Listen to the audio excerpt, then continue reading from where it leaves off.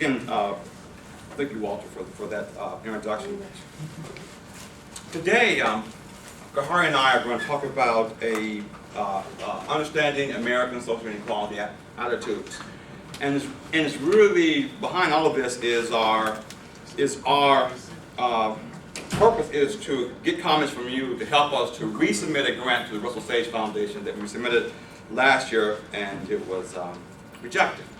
So what we're doing now, we have spent the last 9 months, working on that, and so I'm going to give you a brief history of why we submitted the proposal, the criticisms by the reviewers, and what we would like for you to do today.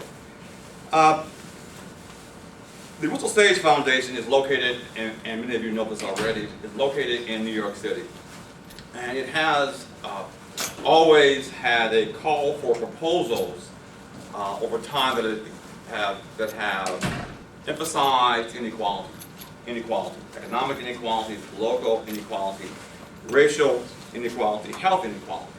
And so we, last year, James Johnson at ISR in Ann Arbor, and Khari and I sat down and talked, and we wrote a letter to the Russell Sage Foundation focusing on their inequality call for proposals, their inequality call for proposals.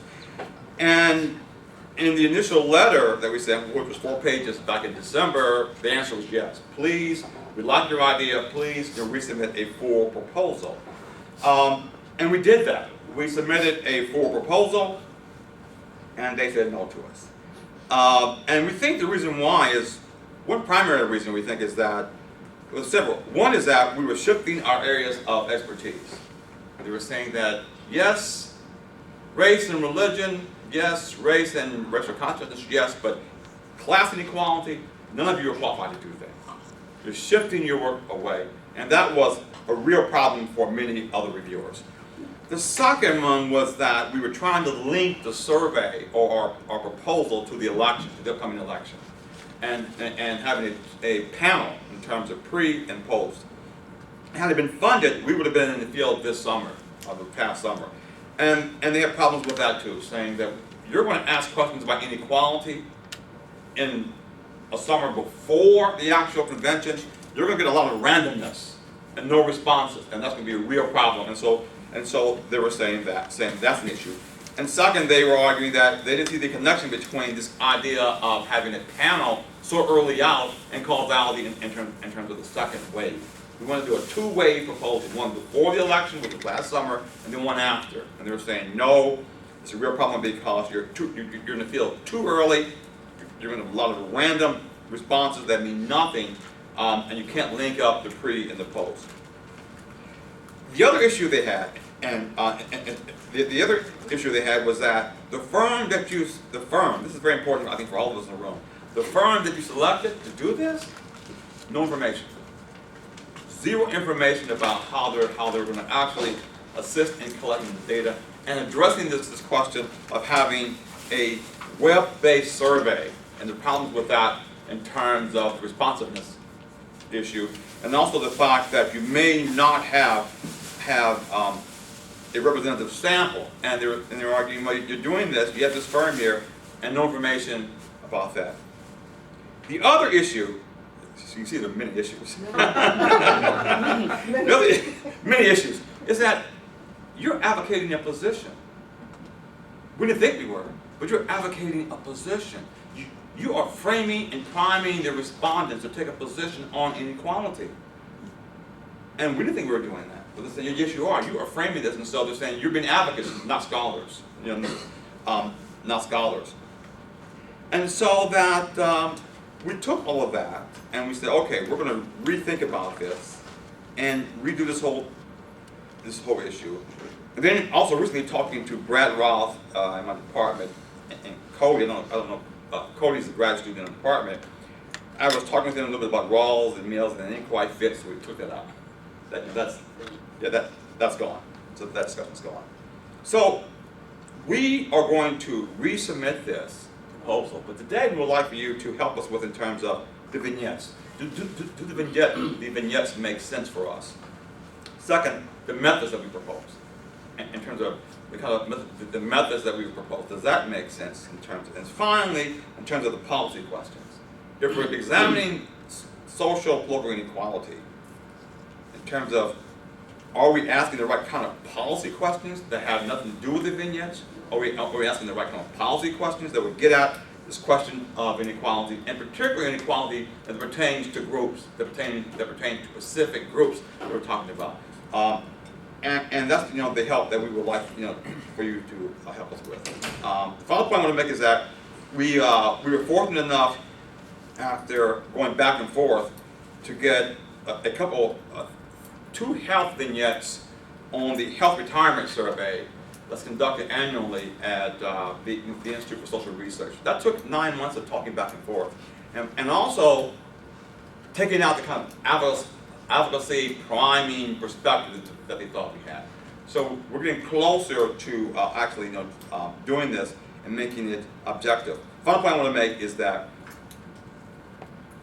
as African American scholars, I think what we find unconsciously doing is advocating a position in terms of how we're writing the proposals or writing the work that we do. And so our job is to try to step away from that and write it so that it appears to be very, very objective, as opposed to someone saying, I know these folks are African Americans, or I know they're Latino, or I know they're Democrats.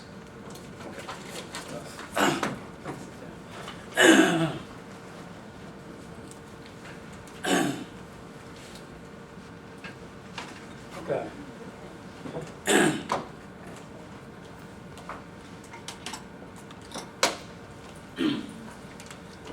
So as stated, in this proposal, we're interested in examining how people respond to questions about what they think the government ought to do to reduce varying forms of social inequalities after being told about the systemic basis of these inequalities via short survey vignettes. So we're particularly interested in people's thoughts about the government's role in reducing social inequalities by increasing opportunities for the following 3 groups: the urban poor and members of racially marginalized groups, the rural poor, and the middle class, broadly defined. We're also interested in exploring how race, ethnicity, and social political worldviews moderate these relationships. For example, in our proposal, this is an example, we would randomly expose respondents to one of the 3 following vignettes. And you guys have that in front of you, the Ben Carson vignette. And so some people that would get the survey, they would randomly get a survey with the first vignette, which I call equal opportunity vignette.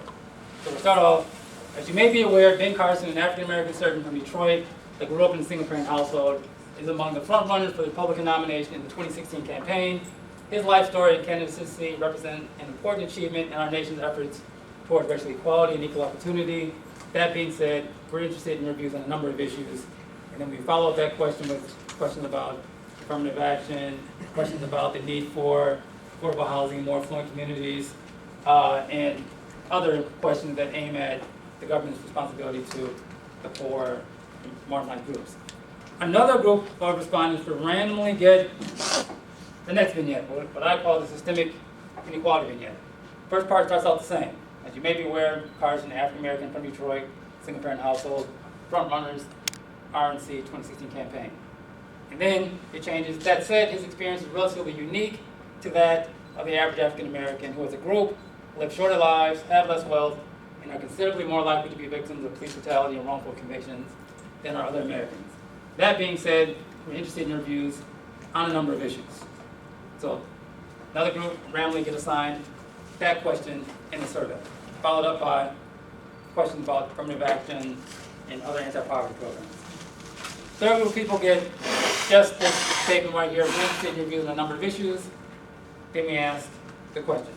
And so this would be vignettes if we were looking at questions about race and urban poverty. When we ask questions about rural poverty, there would be vignettes that talk about the unique experience of people living in small towns. When we talk about questions that relate to middle class people, we would have vignettes that are specific to issues concerning the middle class, followed by a series of questions. So the point of this is to see if race and ideology impact people's beliefs about the government's role in aiding different disadvantaged groups after being told about the systemic basis of these social inequalities. For reasons that I'll talk about in a moment, we think that they do. Oh, I can just use this button. So, we think this study makes a unique contribution to what is known. It may make a unique contribution if you get the money. To what is known about American beliefs on social inequality, as it's the first investigation that we're aware of that employs an experimental survey design to examine public opinion about social inequality. This is important because by randomly exposing respondents to framed issue vignettes about the antecedents of social inequality, we should be able to more closely identify the causal factors behind related public policy attitudes. If we do it right, these vignettes should reinforce or challenge ideological positions that people hold about the nature of social inequality, resulting in greater or reduced support for a given set of policy prescriptions. Okay, so the media attention of the Occupy movement beginning in 2009 focused the nation's attention to the growing wealth and political influence gap between the top 1% of wealth holders and everyone else. In public demonstrations in our city, there's a picture of Occupy Detroit you can see here. In other large cities, movement activists publicly raised questions about the reasonableness of our government addressing the needs and concerns of the citizenry at large, as opposed to only responding to those wealthy enough to garner private meetings with higher-ranking elected officials. In addition, the Bernie Sanders campaign, which is the current, which is going on right now, has made issues of the government's responsibility to labor, women, college students, and other groups that constitute this 99% central to its policy platform, thereby granting increased legitimacy to questions about what ought the government do to increase opportunities for its citizens. You can't see this quote, but in the quote, it says, "The nation will not survive morally or economically when so few have so much while so many have so little." It's a campaign placard. But just to be clear, and a number of people raise this point as well, this idea of social inequality is pretty ambiguous, what we're talking about. So there's a difference, you can imagine, there's a difference between being concerned about having your basic needs met or having the basic needs of your family being met, as opposed to being concerned about the rising cost of college tuition. These concerns are not mutually exclusive, but you can imagine that the policy solutions required to address these disparate forms of inequality are quite different. And they also evoke different emotions and support among certain segments of the electorate. So this brings us back to our central research inquiry of how citizens respond to policy questions aimed at reducing different forms of inequalities after being informed about the systemic nature of these social problems. We have reason to believe that both race and ideological orientation play an important role in how Americans respond to such information. So the theory of motivated reasoning, we think, provides some insight as to how exposure to frames emphasizing the systemic basis of social inequality associate with public policy attitudes. This theory maintained that long-held beliefs largely determine our response to new information. So for our purpose, this means being confronted with framed narratives within the context of a survey that challenge beliefs about the nature of social inequality may lead some to be resistant to those policy implications. So, in this country, since the civil rights era of the 1960s, the dominant ideological position on why social and racial inequality exists in the United States, the dominant ideological position on social and racial inequality in the United States is that this nation grants equal opportunities for everyone to rise or fail on their own merits. So, with this line of reasoning, if we go a step further, the argument is that the extent to which we observe racial and social inequalities in this nation has relatively little to do with the policies that are currently in place, or even the policies that are needed to address to assist disadvantaged groups, and more to do with the unwillingness or the inability of certain individuals and groups to take advantage of the vast opportunities that are available in this nation.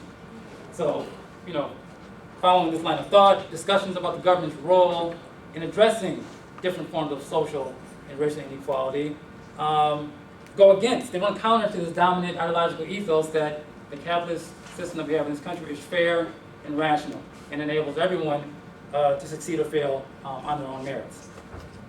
So, given interest group identities based upon race and ideology, however, it's unlikely that all individuals are similarly receptive or even challenged by vignettes that question the dominant ideological ethos by emphasizing the systemic basis of social inequalities.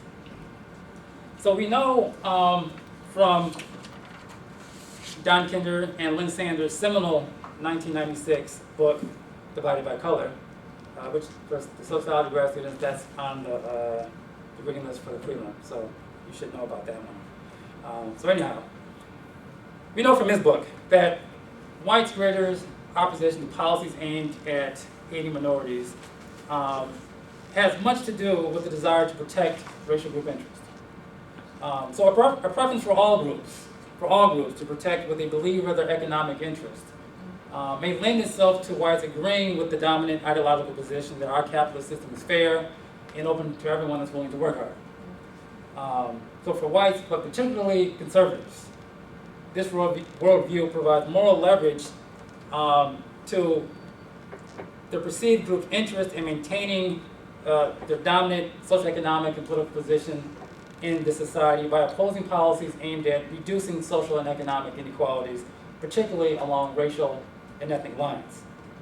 Going further, policies that have a disproportionate impact on the poor tend to evoke feelings of racial resentment, as they are often framed as aiding an undeserving racial minority poor. Now again, this view is more strongly held among white conservatives compared to moderates and liberals. But for these individuals, exposure to vignettes, I'm talking about white conservatives, exposure to vignettes that challenge this dominant ideology, but emphasizing the systemic nature of poverty or racial inequality, it may actually weaken support for policies aimed at addressing these issues. But what we're trying to get at this proposal, I mean, looking at this question, but what's another question that we're really concerned about is issues that are a little bit less clear. So what's less clear, however, is how these groups may respond to information about the basis for inequalities for groups that don't necessarily challenge one group interest or neatly fit within this narrative put forth by the dominant ideology about why poverty and social inequalities exist. For example, providing information about the challenges that American families face in paying for college tuition in a context in which tuition is rising faster than the rate of inflation. Or providing information about the special unique challenges that individuals living in small towns face. Or providing information about the unique challenges that women face that attempt to rise up the corporate ladder. And then asking questions about the government's responsibility to women. So this idea of motivated reasoning, from our perspective so far, is a little bit unclear in terms of how people may respond to these types of questions. In addition, the theory of motivated reasoning provides us with little insight as to the impact of information that reaffirms political beliefs that challenge this dominant ideology, how it impacts public policy among these groups. So particularly among African Americans and political progressives that are more likely than others to question the fairness and openness of American society. It's unclear how, what impact reading a vignette that pretty much reaffirms your own beliefs would have on how you would think what the government ought to do to address different forms of inequality. So this is the purpose of our pilot study. Our pilot study represents our first attempt to test some of these assumptions that we've been talking about as it relates to race, ideology, and public policy attitudes. And it does so by examining the differential impact of exposure to survey vignettes to emphasize the presence of systemic gender inequality on black and white support for policies aimed at increasing opportunities for two groups of women, the working class and poor, and middle class professionals. So, in doing so, between October of 2014, February 2015, staff at the Program for Research on Black Americans randomly mailed out a survey that asked questions about, this survey was particularly focused on gender, to a random sample of Americans. We got a very low response rate and very relatively small sample size of 329, of which 121 identified as non-Hispanic whites, 80 African Americans, 46 Hispanics, the rest Asian, Pacific Islanders, and others. And so in this study, what we did is we randomly mailed out the respondents surveys that had one of the three following vignettes. And you guys have that in front of you. This vignette about Hillary Clinton. You guys have that? I don't know if it's on the first page or the second page. It should be a second, I think it's the second You page. guys have that? It should be the second page. You guys have that, right? Yes. Okay, good. Second All right, page. you need to keep that so the next few tables make sense. All right, so in the first vignette, in this vignette, the top one, as you can see, it states, "As you may be aware, Hillary Clinton may run for president in 2016. If elected, she will be the first woman president of our country.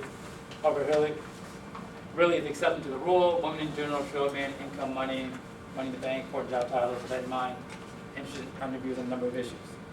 Another group of people randomly got a survey that had just the top part. "You may be aware Hillary Clinton ran for president in 2016, elected first woman president of our country, with that in mind, interested in reviewing a number of issues." So the top vignette, we would define as the systemic inequality vignette. In the second vignette, we would consider the opportunity vignette. And then the third of the sample got nothing at all. They just got the questions that followed, which is on the next page. So the way this worked was that in the survey, the vignettes that you saw, they were roughly 2/3 of the way through the survey. Roughly 2/3 of the way through the survey. And then they would get one of those three vignettes on the first page. Immediately following this vignette, they would get questions on, a number of questions on the government's responsibility to women. We looked at, for this pilot study that I'm presenting today, we looked at these 4 questions right here.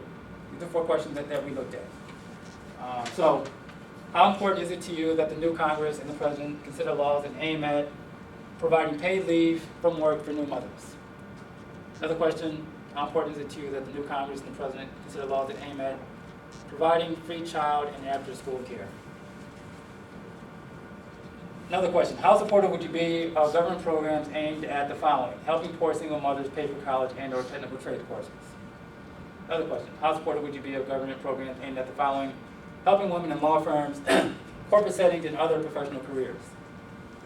So this question right here clearly is asking about a program that's targeting professional women right here. The other 3, I think they're targeting women that are working class or poor, these other 3. But this clearly is a question that's targeting professional women right here, this last question right here. Clear to me. Again, this is a pilot study. I mean, you can't, it's helpful with the proposal to show the rules where we're going with this. But I mean, it would be great if we had 3 questions that targeted professional women as well. For the pilot study, we only have 1. That's what we have for the pilot study. Just keep that in mind. I don't know, I don't know if you can, maybe just turn some of the lights off or something. Could you keep that? I don't know if that's better. Okay. All right. So again, what we did, people got the vignettes, one of the 3 vignettes, and then they were asked questions about government's responsibility to women. So what we see, you may not be able to see it because of the glare, I'll just tell you, trust me. What we have here is that there's a very different pattern among whites and blacks in terms of the impact of being exposed to the systemic inequality vignette. And look at the first page so you can follow with me what I mean when I say systemic inequality vignette. There's a very different impact among whites and blacks on being exposed to the systemic inequality vignette, and then how they answered questions about government helping women in different contexts. So for example, among whites that were exposed to the systemic inequality vignette appear less likely than whites that were exposed to the equal opportunity vignette, and none at all, to say, to believe that the government providing paid leave from work for new mothers is very important. Right here. For blacks, we see basically the opposite relationship here. Blacks that receive the systemic inequality vignette were actually more likely than other blacks to say that the government providing paid leave from work for new mothers is very important. It appears that we see the same pattern when we're looking at this next question of strongly supporting government college programs for single mothers. So, whites that receive the systemic inequality vignette were less likely than other whites, here and here, to say to strongly support government college programs and technical trade programs for single mothers. For African Americans, the people in the systemic inequality vignette appear more supportive of this program than people that receive the equal opportunity vignette or none at all.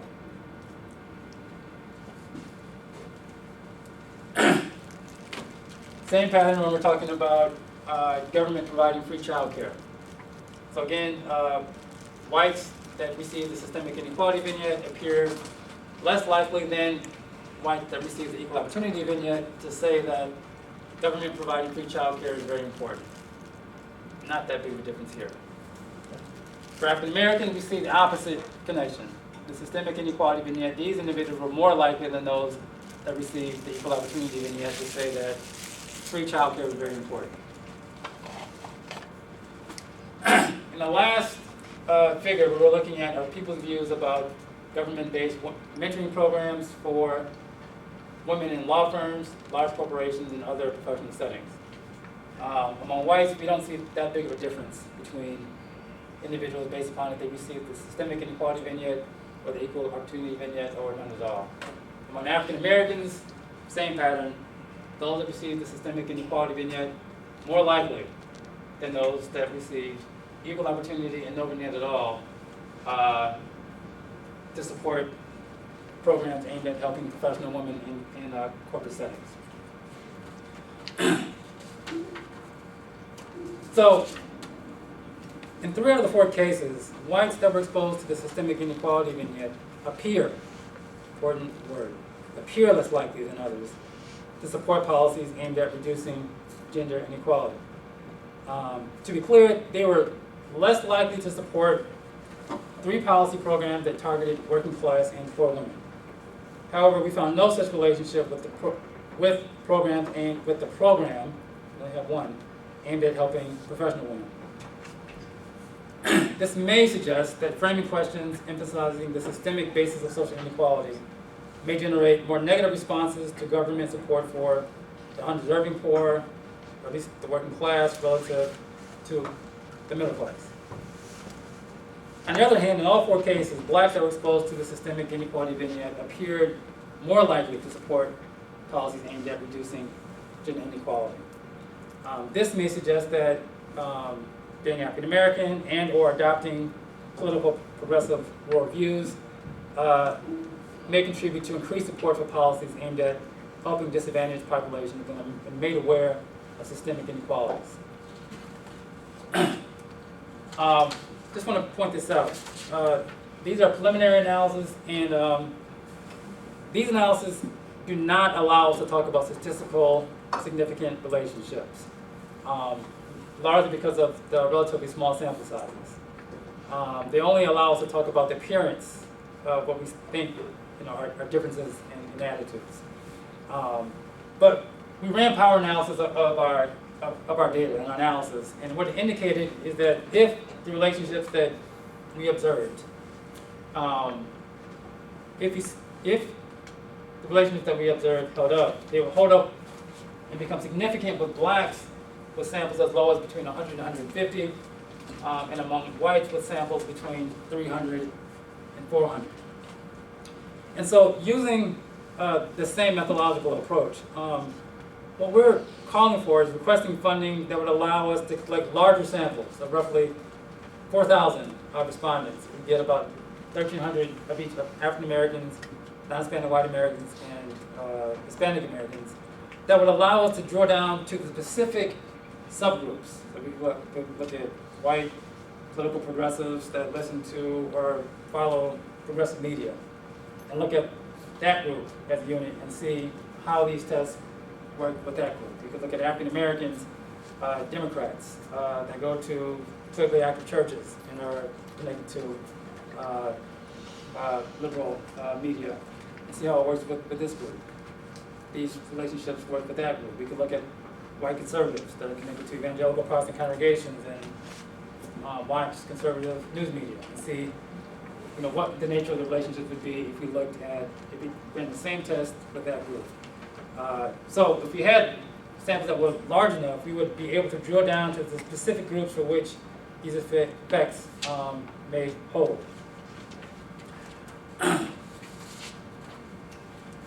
So we believe that such a study is necessary given the persistence of social inequality and increased public awareness and concern about this problem. In pursuing such a study, it's important to recognize that not all inequalities are equal, as information about programs that discuss the need to address the concerns of the poor likely elicit different responses than programs that may target the middle class. Such a study could have implications for our understanding as to why some elected officials may be hesitant to discuss and actually take legislative action in addressing the concerns of the poor and marginalized ethnic groups. In closing, the proposed study seeks to increase or deepen our understanding of American ideological positioning about the government's responsibility in promoting fairness and egalitarianism. And that's it.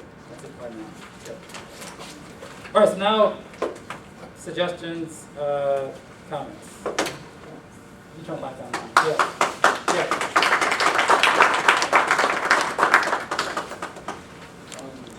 And this is really interesting when you talked about it before. Yeah. So I think I would have a couple, I don't know if they're suggestions or just thoughts. Okay, yeah. I guess my first thought would be, if it was me, I'd probably consider doing a vignette that had no reference to a real person. So either Good point. just a list of facts or make up a fake person. Right. Have you ever heard of Right. Javon Williams? Right. He's from a poor family, now he's going to be mayor of some fake town in Arizona. Right. Whatever. Right. So then you Right. can make sure it's not. Because it could, I I mean, with the understand. randomization, it shouldn't, but I think especially a reviewer is going to think, well, what about the clarity you think about Ben Carson? Exactly right. Yeah. Good point. That's a great point. And then I guess the other thing is, for the grant proposal, it's not a mail-based survey. But we're thinking about doing mixed mode, where we do mail and an online survey as well. That's what we're thinking about. What do you think? Well, I think the online would be preferable. Just, I think with the mail survey, the problem is you don't know if response is conflated with the condition. All right. Oh, right. Yes. And then that can undermine the randomization of, Right. especially like if people who have an opinion about Hillary Clinton, they read this, they think, well, what is this? And then so it seems like if you want to make sure everybody gets a vignette response. Right. That's a So good the point. only two things I thought. No, but that's a great point. I mean, the other thing that I was thinking, well let me just ask, what do you think about doing both? Because one of the things with the online survey that we were concerned about was, one, older people may not get it. They may not do it. And the other thing is that low-income people may not have access to the internet, so then you may lose that as well. What do you think? Yeah, and like if you use like SSI, Yeah. I think they supposedly can get you the samples you want, Okay. theoretically. Okay. If you go that route, make sure you have a lot of data quality checks, it's better than the instrument. Or, I mean, I guess you could also just sort of track whether or not you're getting differential response by condition. Right, you can. That's a good point too. So at least you can tell if that's potentially going to be a bias. Right. And one of the things we got a pilot were people who were angry at Hillary Clinton. Running things in the margins. That's true. That is They were true. very That is angry, true. who got That is They true. were extreme, they were That's true. Had nothing to do with the question, but they're writing things on the It's margin. all over the survey. Oh, yeah. All over the email survey. So we did get that in terms of the kind of anger. But I can tell that David's right though. You tell Tim is right. He is right. He is right. David's right. He's right. Right, that's a good point, that's a good point. Stay away from using a real person, I think you're right, I mean, that's a good point. Yeah, Good person. that's good. And if you use the online, this would be left out. If you use the online, Yeah. if you had like political ideology prior in the survey, Right. you could stratify by race and ideology and then do the randomization. Yes, right. Then you're ensuring you have black conservative, Right. black progressive, Right. exposed to both conditions. Right, right, that's what we did with all the the, groups. with the, right? with this pilot study as well, all like the ideology questions and, you know, race identification, it came before the vignette. Right. And the stuff, really the only thing that came after vignette were these policy questions right here, right, yeah, but that's a good point. Yeah, it's a great study. Oh, thanks. Hopefully you're a reviewer.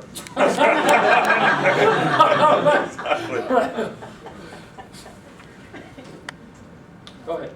I have a question or Yeah. comment. Yeah.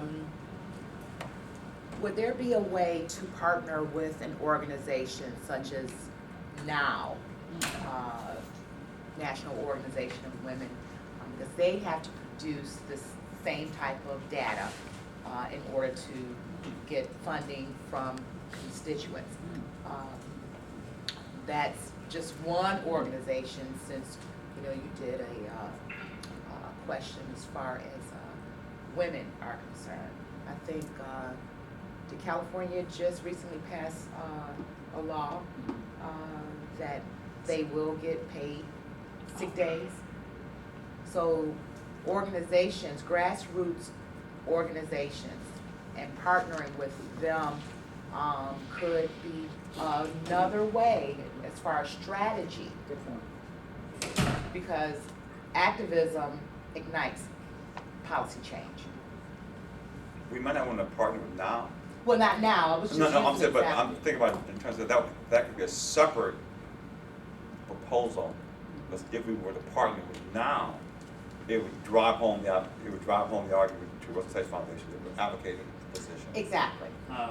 exactly. So, but we could think about the possibility of partnering with now for with a study on gender, but not go to Russell Sage Foundation, go somewhere else try to get funding.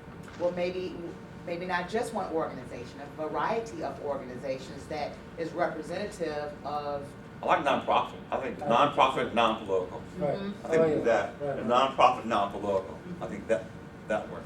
I think that will work. Or maybe you go through foundations, that would be their objective. That'd be objective, Right. yeah, but that's our objective. Right. It's to go after, yes. Right. And Detroit is just primed and rich with activism, grassroots organizations. We are aware of the water issues that are going on Actually, we're thinking about doing that too. in Detroit. Right. And that is really speaking to the local municipalities as far as really working on You know, collective. we had aid. thought about doing a local Detroit metro area proposal, but that's down the road. We thought we would do the same kind of social inequality, but a larger one, which would involve students at Wayne State, sociology, political science, and do a Wayne State University sociology, political science grant proposal.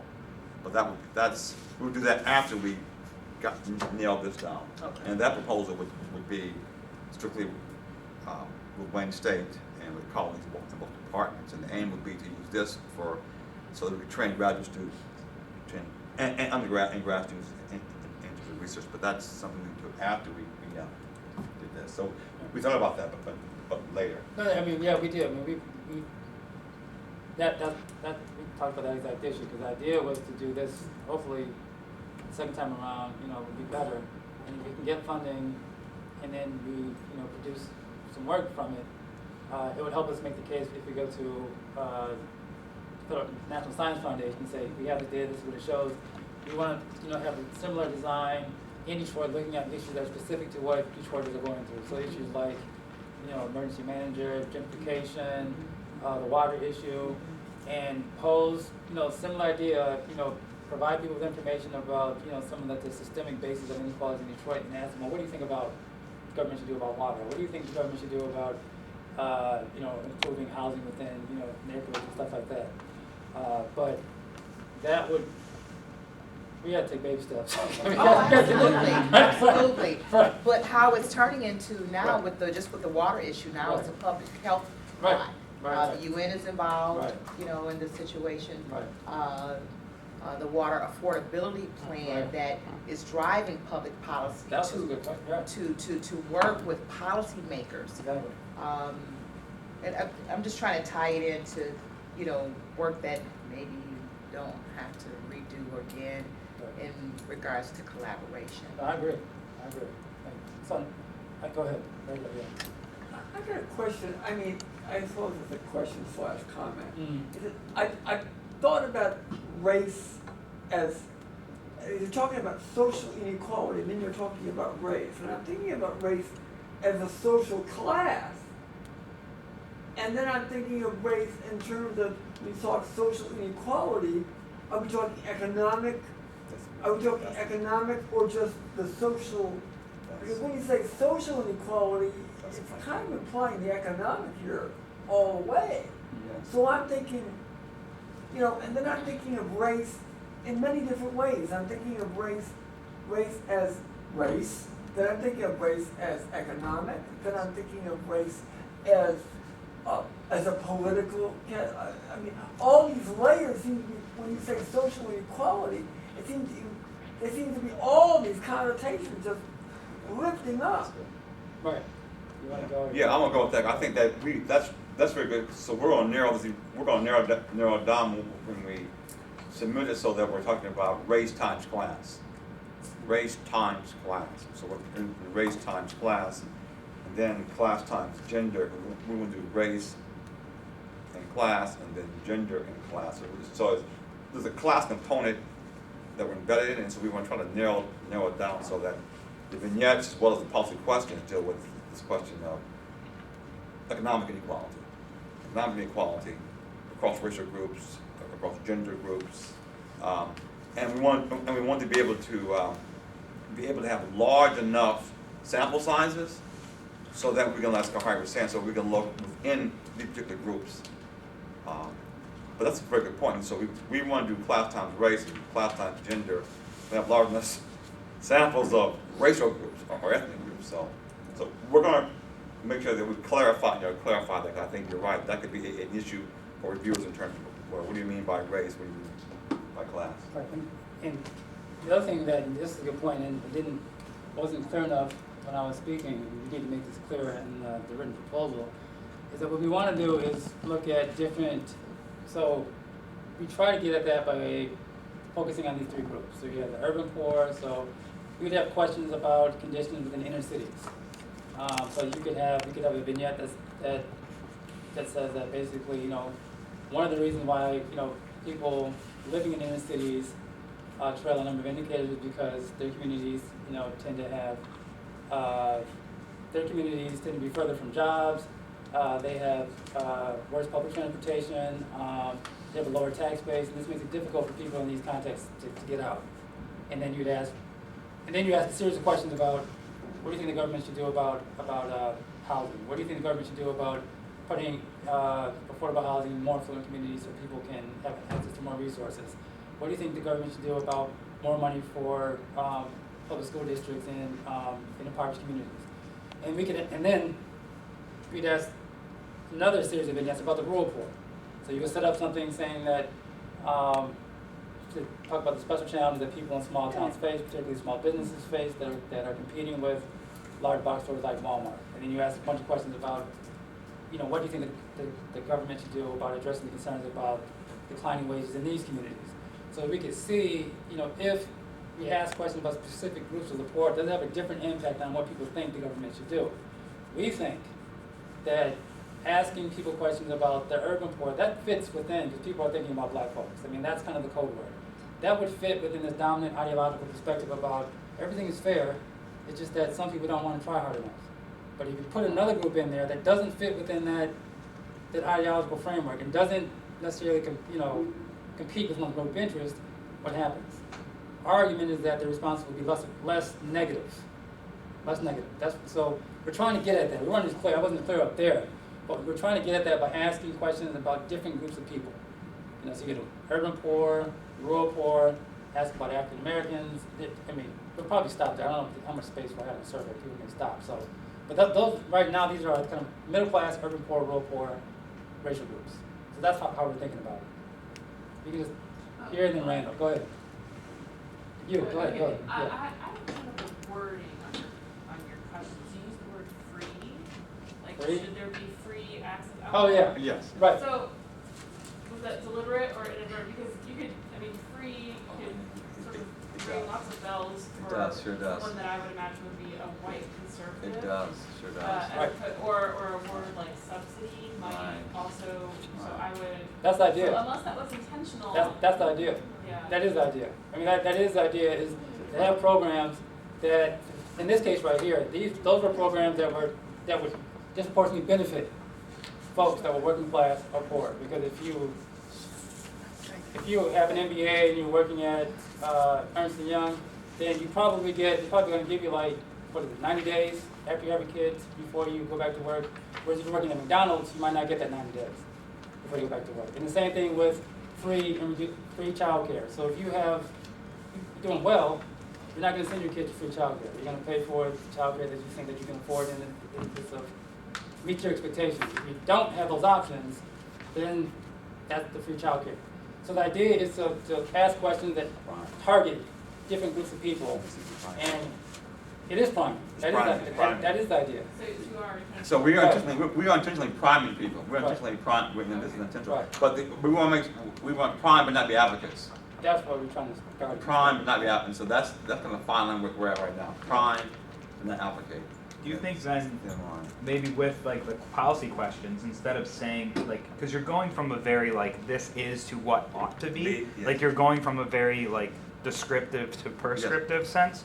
Don't you think maybe with the policy questions you do something more descriptive and kind of ask their opinion on it? So say like Yes. there is no right, like there is no mandated child care Yeah. for women in Yeah. America. Yes. What do you think What about do you think this? about this?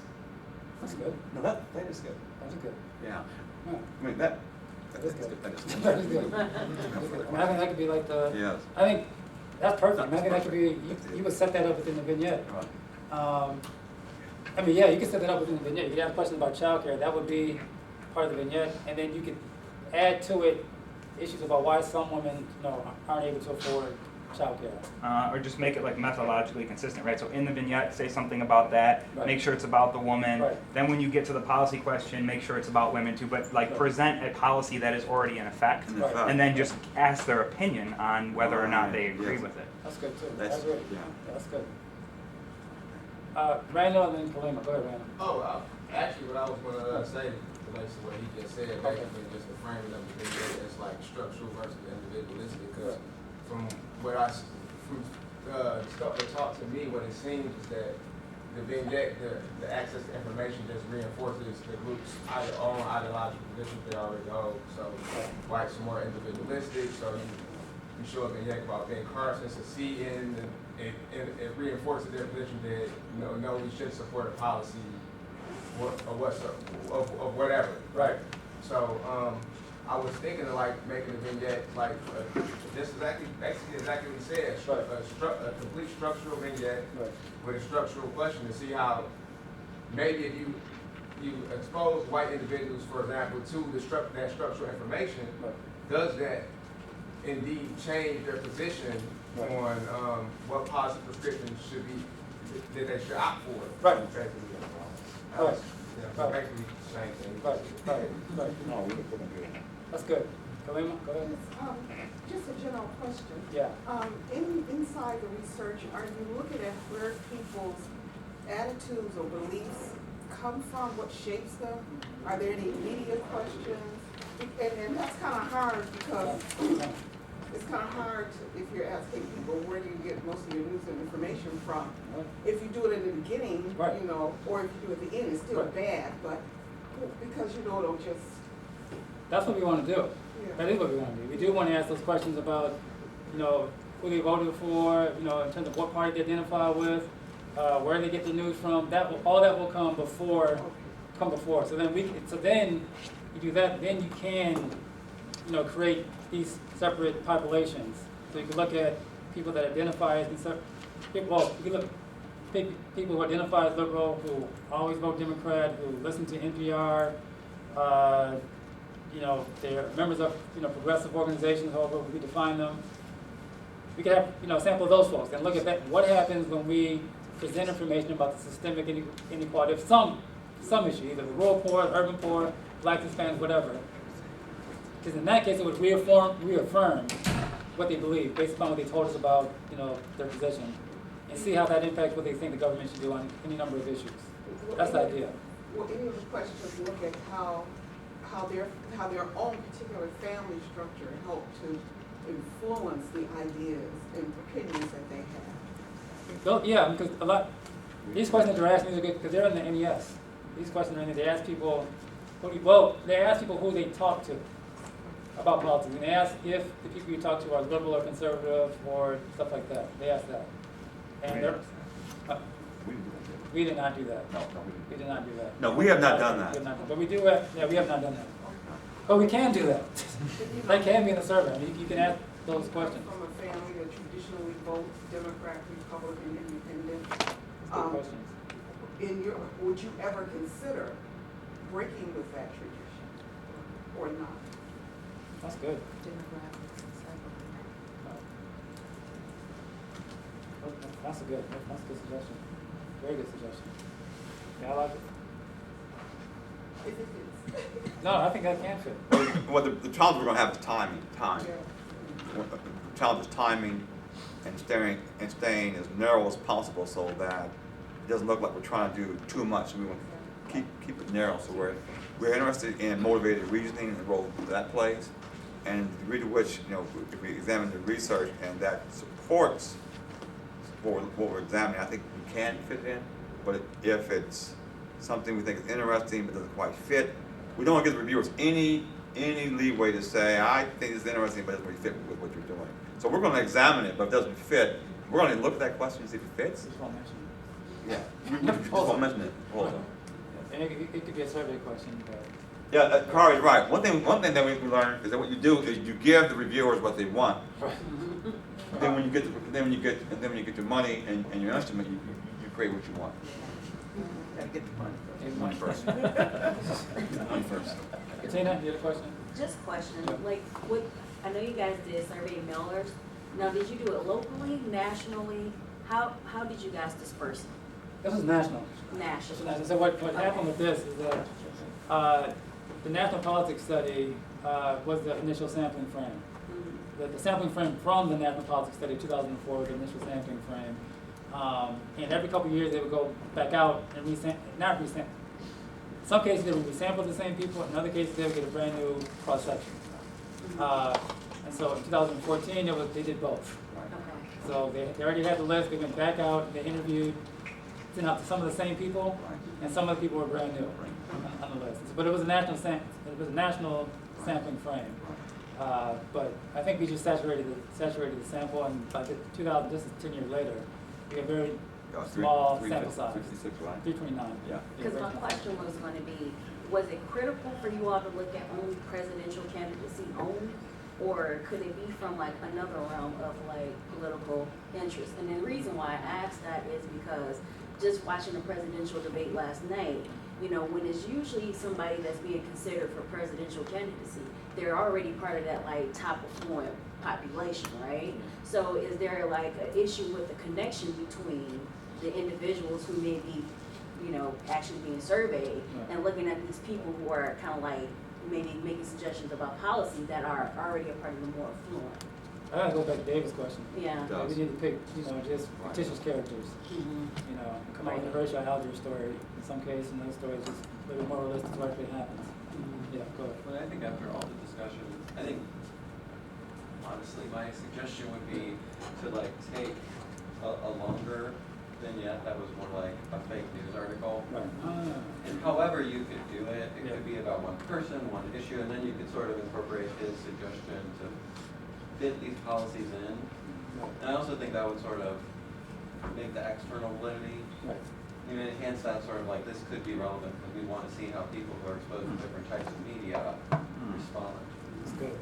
And then on that line too, perhaps a third condition, now that might be difficult with the sample size, that would be more of a, do you kind of have like a dominant ideology, Right. systemic inequality, maybe one that was more like conservative.